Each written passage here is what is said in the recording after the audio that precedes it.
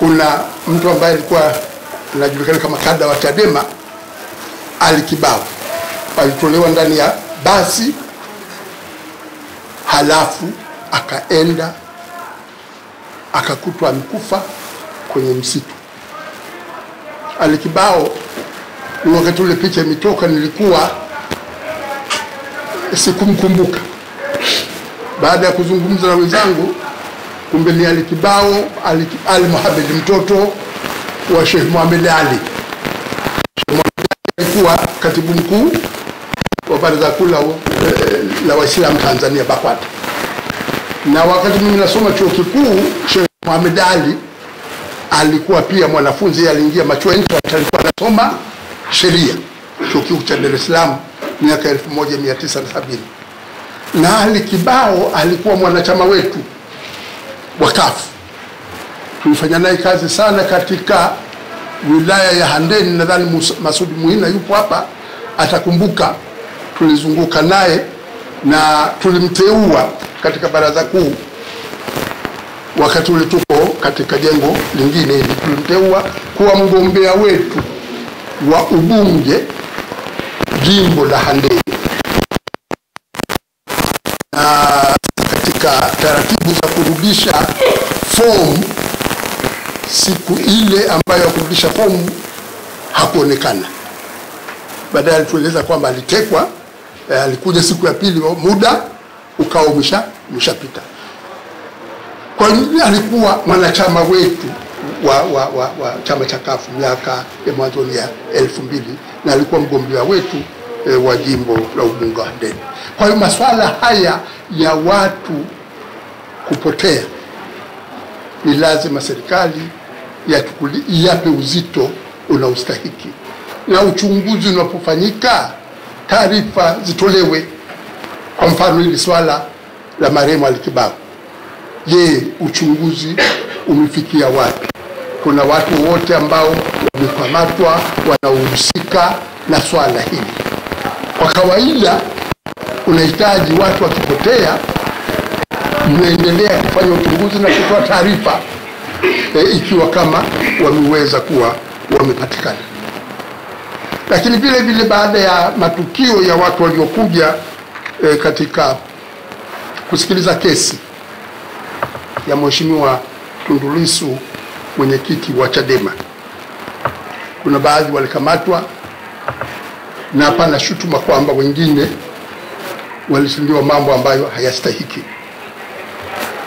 Mimi binafsi nimesononeka sana na kauli za mbunge wetu wa Pandani Bi Mariam alizozitoa ndani ya bunge la Jamhuri ya Muungano wa Tanzania, kana kwamba anashabikia watu kuumizwa na watu kuteswa. Tunapozungumzia haki sawa kwa wote, maana yake ni kwamba watu wasifanyiwe matendo mabaya. Na yeye ni mbunge wa Pandani. Mwaka 2001, nadhani alikuwa mdogo sana, lakini mambo magumu, mambo mabaya yalitokea katika visiwa vya Pemba. Kwa hiyo sisi kama wana-CUF ni watu ambao tunaamini katika haki sawa kwa wananchi wote. Hatuwezi kushabikia watu kuteswa, watu kunyanyaswa, kwamba watu waende wakibebwa wakitumia mitungi ya gesi. Hizo ni kauli ambazo kwa kweli zimenisikitisha, zimenifadhaisha, na kwa kweli sio msimamo wala sio sera za chama cha CUF. Sera za chama cha CUF ni sera za kuheshimu haki za binadamu na umuhimu wa haki sawa kwa wananchi wote. Tunaelekea katika uchaguzi mkuu.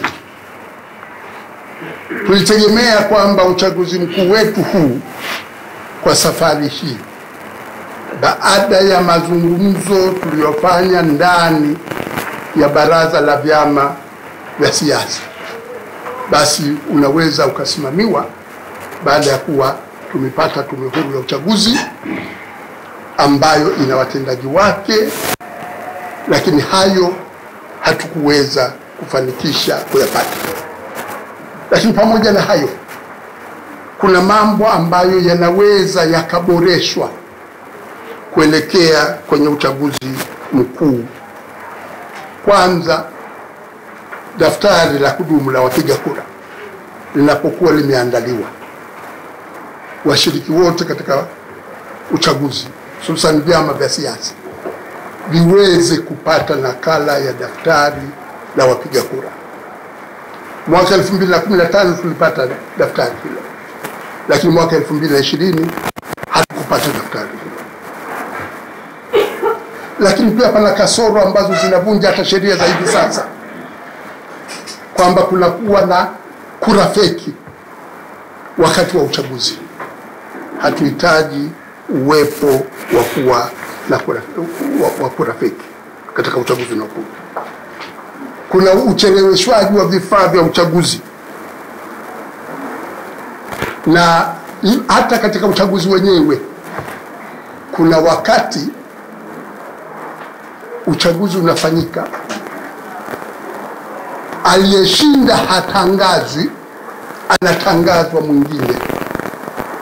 Hili nalo ni tatizo la kuvunja hata sheria ya uchaguzi iliyopo hivi sasa. Kwenye uchukuaji na urejeshaji wa fomu, kuna wakati unaweza kwenda ukakuta ofisi ya msimamizi wa uchaguzi imefungwa. Kwa hiyo huwezi kurejesha fomu kwa wakati, au huwezi kupata fomu unaotaka uipate ili uweze kuwa mgombea. Na kuna kasoro zinajitokeza, unarejesha fomu mgombea ubunge au mgombea uwakilishi, inabidi udhaminiwe na wapiga kura. Mwaka 2020 kuna watu wamerudisha fomu. Binafsi nimeliona fomu ya mgombea wetu wa jimbo la Kilosa, Mheshimiwa Msabaha, karejesha fomu, amedhaminiwa na wapiga kura. Ilipoenda kwa msimamizi wa uchaguzi, msimamizi wa uchaguzi kaichukua ile fomu, kwenye 2 anaweka mstari mwingine, ile 2 inakuwa 8. Kwenye 0 anaweka mstari, 0 inakuwa 9. Halafu yule mgombea akaambiwa hauna idadi kamili ya wadhamini, kwa hiyo akainguliwa kutoka kuwa mgombea jimbo la Kilosa. Haya yote haya yanapingana na sheria kama ilivyo hivi sasa. Tunahitaji mambo haya yasijitokeze. Wakati wa kampeni unajikuta kwamba CCM wanapendelewa. Wao wanaweza wakafanya kwenye mkutano mpaka saa 1 mpaka saa 2. Wengine ukifika saa 12 tu tayari polisi wanakushusha. Kuna viwanja ambavyo ni viwanja vya umma, unaambiwa kwamba hapa na hivi viwanja CCM tu ndio wanaweza kufanya kampeni kwenye viwanja hivyo, wengine hawawezi kufanya kampeni. Tunatoa wito kwa Rais Samia kama rais wa Jamhuri ya Muungano wa Tanzania, aweze kukutana na wadau wa uchaguzi, wakiwa na watu ambao wanasimamia shughuli za uchaguzi, tume ya uchaguzi, jeshi la polisi, mwanasheria mkuu wa serikali, TAMISEMI, tuweze kujadili namna gani ya kuweza kuboresha uchaguzi huu, watu waweze kuwa na imani kwamba tunaenda kuwa na uchaguzi ulio huru na wa haki. Na Rais Samia anaweza kusema yeye ameshateuliwa kuwa mgombea wa urais, anaweza kutamka uchaguzi huu utakuwa huru na wa haki. Hata mimi nagombea, ikiwa kura hazitoshi takubali matokeo. Hiyo itawaongezea imani wananchi kwamba kweli anasimamia na ana lengo, matakwa ya kisiasa ya kuweza kuwa na uchaguzi ulio huru na wa haki. Tunaulizwa sana na wanachama wetu wanataka kujitokeza, je, yatajirudia mambo ya 2020? Sisi tunahitaji tuweze kushiriki katika siasa za kistaarabu. Kwa hiyo ni muhimu, tuna rais mmoja tu, na rais ana nafasi kubwa, ana nafasi muhimu ya kuweza kuwajengea imani wa Tanzania kwamba katika uchaguzi huu mambo yaliyofanyika mwaka 2020 hayatajirudia. Tuwe na kikao pamoja na watu wanaosimamia mambo ya uchaguzi ili tuwajengee imani wa Tanzania kwamba tunaingia katika uchaguzi na uchaguzi huu hautarejea mambo yaliyotokea mwaka 2020 na yaliyotokea kwenye uchaguzi wa serikali za mitaa 2024.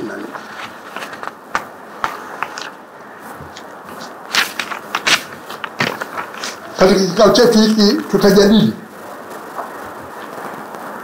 utaratibu na maandalizi ya ilani yetu ya uchaguzi.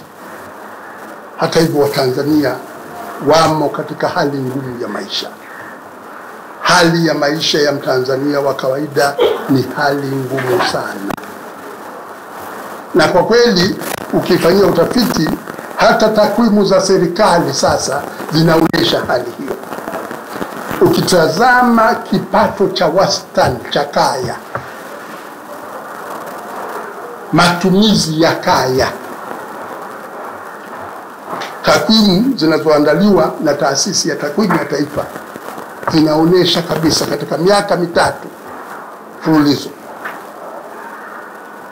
wastani wa matumizi ya kaya umekuwa unapungua mwaka hadi mwaka.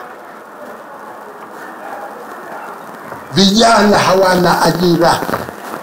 Watu wanamaliza vyuo vikuu, wanamaliza shule, wanamaliza vyuo vya ufundi, hawana ajira. Hata vyuo vya walimu wanamaliza, wengi hawana ajira.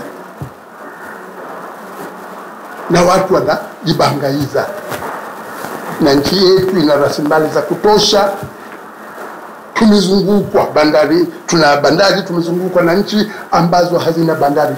Bado hatujaitumia jiografia yetu kuweza kukuza uchumi unaoongeza ajira.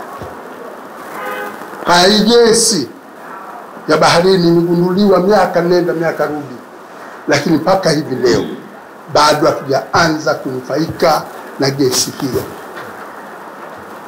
Tuna madini ambayo ni muhimu katika utengenezaji wa betri, na hivi sasa mapinduzi ya viwanda yanavyokwenda, magari yanayotumia betri, electric vehicles, ndiyo yanayotengenezwa kwa wingi, ndiyo magari yanayokuja kuwepo.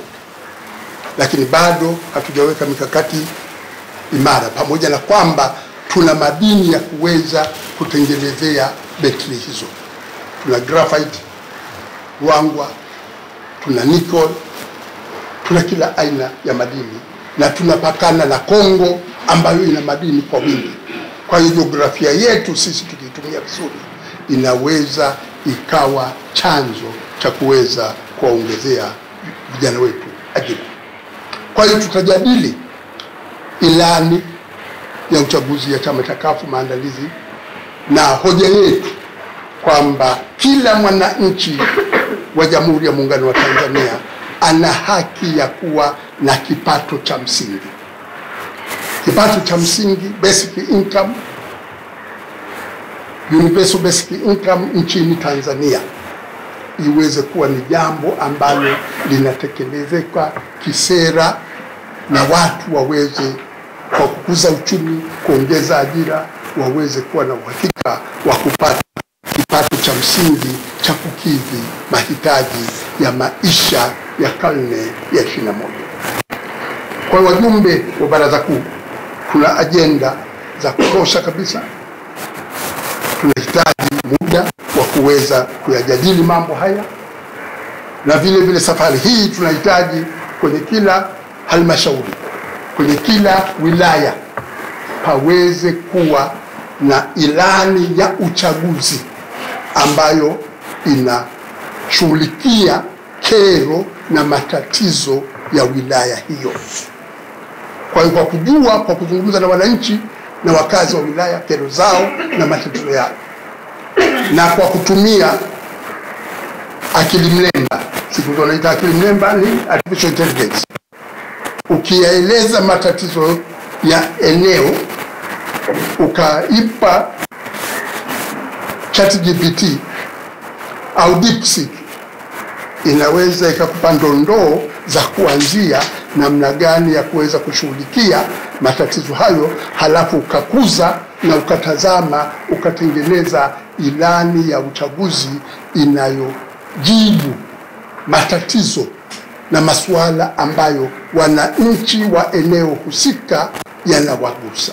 Kwa hiyo tutayajadili haya kuweza kuweka mikakati kukamilisha ilani za uchaguzi ya taifa kwa Jamhuri ya Muungano wa Tanzania, ilani ya uchaguzi ya Zanzibar, lakini pia kuweza kuwa na ilani ya uchaguzi ambayo inaambatana na hizi ilani za uchaguzi za kitaifa kwenye kila wilaya na kwenye kila halmashauri.